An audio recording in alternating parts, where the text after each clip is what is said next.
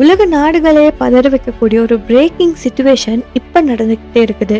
US மற்றும் Israel சேர்ந்து ஈரானை அட்டாக் பண்ணிருக்காங்க.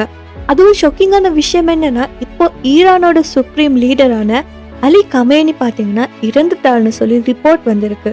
ஸோ இது ஒரு சாதாரண கன்ஃபிளிக்டா இருந்தது, இப்போதைக்கு ஒரு மிகப்பெரிய கன்ஃபிளிக்டா மாறிக்கிட்டே இருக்குது. ஸோ இது ஒரு மிகப்பெரிய யுத்தமா மாறுமா, உலக யுத்தம் ஸ்டார்ட் ஆகக்கூடிய சிச்சுவேஷன் வருமா, இதெல்லாம் என்னன்னு சொல்லித்தான் இன்னைக்கு நம்ம இந்த வீடியோல பார்க்க போறோம். வாங்க வீடியோக்குள்ள போலாம்.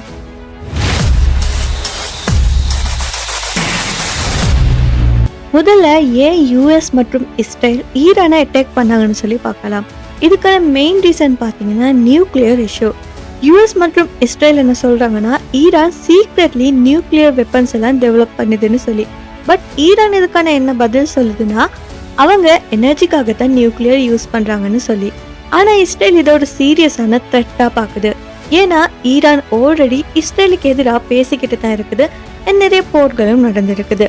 அது மட்டும் இல்லாம ஈரான் சப்போர்ட் பண்ற குரூப்ஸான ஹமஸ், ஹிஸ்புல்லா இவங்க எல்லாருமே பாத்தீங்கன்னா இஸ்ரேலுக்கு எதிராக ஃபைட் பண்றாங்க.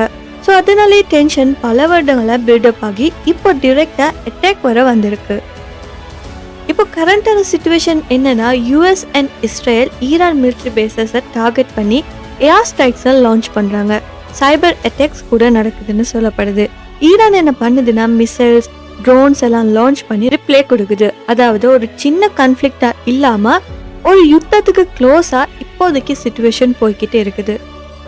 அடுத்த மிகப்பெரிய ஷாக்கிங்கான விஷயம் என்னன்னா, ஈரானோட சுப்ரீம் லீடரான அலி கமேனி பாத்தீங்கன்னா யுஎஸ் இஸ்ரேலால நடத்தப்பட்ட ஸ்ட்ரைக்ல டார்கெட் பண்ணப்பட்டிருக்காங்கன்னு சொல்லி ரிப்போர்ட் சொல்லப்படுது. ஸோ அந்த டார்கெட்ல அவர் இறந்து போயிருக்காரு. இந்த டார்கெட்ல பாத்தீங்கன்னா இன்டெலிஜென்ஸ் சப்போர்ட் யூஸ் பண்ணப்பட்டிருக்கலாம்னு சொல்லப்படுது. அதாவது எக்ஸாக்டா லொகேஷனை ட்ரெக் பண்ணி அட்டாக் பண்ணிருக்காங்கன்னு சொல்லி. ஸோ இந்த லெவல்ல ஒரு லீடரை டார்கெட் பண்ணிருக்காங்க. இது ரொம்ப பெரிய விஷயமா இருக்குது.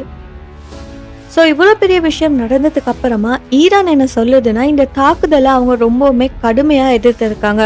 இது நேரடியா போட தொடங்கி வைக்கிற மாதிரி தான் இருக்குதுன்னு சொல்லி அவங்க சொல்லியிருக்காங்க. அது மட்டும் இல்லாம இதுக்கு கண்டிப்பா பதிலடி கொடுப்போம்னு சொல்லியும் எச்சரிக்கையும் கொடுத்திருக்காங்க. அதாவது இந்த தாக்குதலுக்கு பதிலா இன்னொரு தாக்குதல் நடத்தப்பட்டதுக்கான சான்சஸ் அதிகமா இருக்குதுன்னு சொல்லியும் அவங்களே சொல்லியிருக்காங்க. இப்போ ராணுவம் முழுக்க தயாரா வச்சிருக்காங்க. நாட்டோட பாதுகாப்பும் அதிகரிக்கப்பட்டிருக்கு. அது மட்டும் இல்லாம இந்த ஈரான் நாட்டோட நல்ல உறவுகள் வச்சிருக்கக்கூடிய மற்ற நாடுகளும் குழுக்களும் இந்த விஷயத்துல சேரலாம்னு சொல்லியும் சொல்லப்படுது. அது மட்டும் இல்லாம ஈரான் மக்கள் எல்லாருமே ரொம்பவுமே அமைதியா இருக்கணும், அது மட்டும் இல்லாம எச்சரிக்கையா இருக்கணும்னு சொல்லி கவர்மெண்ட் சொல்லியிருக்கு. மொத்தத்தை பார்த்தா இது இன்னும் பெரிய மோதலா மாற வாய்ப்பு அதிகமா இருக்குது. ஈரான் ஒரு பக்கம் இப்படி சொல்லிக்கிட்டு இருக்க, அமெரிக்காவும் இஸ்ரேலும் என்ன சொல்லுதுன்னா, அவங்க சொல்றது என்னன்னா, இந்த தாக்குதல் உலக பாதுகாப்புக்காகத்தான் நடத்தப்பட்டுச்சுன்னு சொல்லி. அதாவது ஈரான் செய்யக்கூடிய ஆபத்துக்களை முன்கூட்டியே தடுக்கத்தான் இந்த நடவடிக்கையை எடுத்தோம்னு சொல்லி அவங்க சொல்றாங்க. அது மட்டும் இல்லாம ஈரான் அணு ஆயுதம் உருவாக்குற நிலைக்கு போயிட்டு, ஸோ அதனால உலகத்துக்கு இது ஆபத்தா இருக்குதுன்னு சொல்லி அமெரிக்கா விளக்கம் தருது. ஸோ அதே சமயம் இஸ்ரேல் என்ன சொல்லுதுன்னா, நாங்க எங்களோட நாட்டை பாதுகாக்கிறதுக்காக தான் இந்த தாக்குதலை செஞ்சோம்னு சொல்லி. ஸோ அவங்க கூறுறது என்னன்னா, ஈரான் நீண்ட காலமா அவங்களை எதிர்த்து செயல்படுது. ஸோ அதனால இது அவங்களோட தற்காப்பு நடவடிக்கைன்னு சொல்லி சொல்றாங்க. இன்னும் அந்த நாட்டு மக்களோட உயிரை பாதுகாக்கிறது தான் முக்கியமான விஷயமா இருக்குது.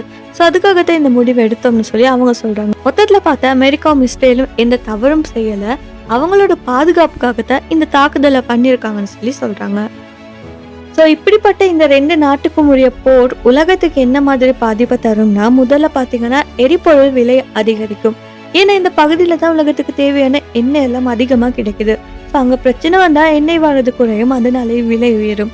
அதுக்கப்புறம் பார்த்தீங்கன்னா பொருளாதாரம் பாதிக்கப்படும், விலை உயர்வு வரும், உணவுப் பொருட்கள், பயணம், தினசரி செலவுகள் இது எல்லாமே அதிகரிக்கும். இன்னொரு முக்கியமான விஷயம் என்னன்னா, பெரிய நாடுகள் இதுல அவங்களோட பக்கத்தை எடுக்க ஆரம்பிக்கலாம். ஸோ ஒரு பக்கம் சில நாடுகள், இன்னொரு பக்கம் மற்ற நாடுகள்னு சொல்லி பிரிந்து போகிற நிலைமையும் வரலாம். இன்னும் சைபர் அட்டாக்ஸ் எல்லாம் அதிகரிக்கலாம். வங்கிகள், மின் வசதி, முக்கியமான சேவைகள் இதெல்லாம் பாதிக்கப்பட வாய்ப்பு அதிகமா இருக்குது. அது மட்டும் இல்லாம இந்த போர் இன்னும் பெரிதாக்கிச்சுன்னா மக்கள் அவங்களோட நாட்டை விட்டு வெளியேற வேண்டிய நிலை வரும். இன்னும் மோசமான நிலைமை வந்துச்சுன்னா, இந்த மோதல் இன்னும் பெரிதாகிச்சுன்னா பல நாடுகள் கலந்து கொண்டா உலகம் முழுக்க மிகப்பெரிய போர் மாதிரி ஒரு நிலை உருவாகக்கூடிய வாய்ப்பு அதிகமா இருக்குது. மொத்தத்துல பார்த்தா இது ரெண்டு நாடுகளுக்கு இடையிலான பிரச்சனை மட்டுமா இருக்காது, இது முழு உலகத்தையுமே பாதிக்கக்கூடிய ஒரு மிகப்பெரிய விஷயமா மாறும். ஸோ இது இன்னுமே டெவலப் ஆகிக்கிட்டே இருக்கிற சுச்சுவேஷனாக தான் இருக்குது. அடுத்தடுத்து என்ன நடக்கும்னு சொல்லி யாருக்குமே தெரியாது. இதுக்கப்புறமா தான் என்ன நடக்குன்னு சொல்லி நமக்குமே புரிய ஆரம்பிக்கும். ஸோ இது மாதிரி ரியல் அப்டேட் வேணும்னா மறக்காம இந்த வீடியோவை லைக் பண்ணி ஷேர் பண்ணி நம்ம சேனலையும் சப்ஸ்கிரைப் பண்ணிக்கோங்க.